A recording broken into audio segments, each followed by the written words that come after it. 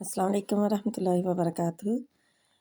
آج کی حدیث، رسول اللہ صلی اللہ علیہ وسلم نے فرمایا، قرب قیامت لوگ دنیا کی حرص میں زیادہ ہوں گے اور اللہ تعالیٰ سے دور ہوں گے۔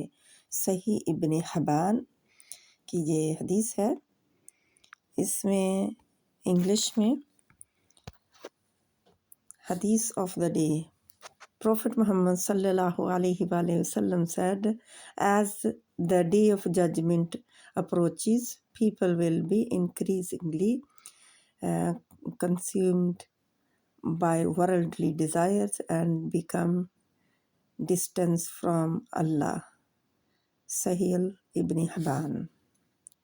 اللہ سبحانہ و تعالیٰ سے دعا ہے کہ اللہ تعالیٰ ہمیں دنیا کے جتنی ضرورت ہے ہمیں اتنی اللہ تعالیٰ دے، اور لالچ سے بچائے، کیونکہ دنیا کی لالچ جو ہے انسان کو کتے کی مانند بنا دیتی ہے، کیونکہ اس کو روٹی ڈالی جائے پھر بھی وہ ہانپتا ہے، اور نہ ڈالی جائے پھر بھی ہانپتا ہے۔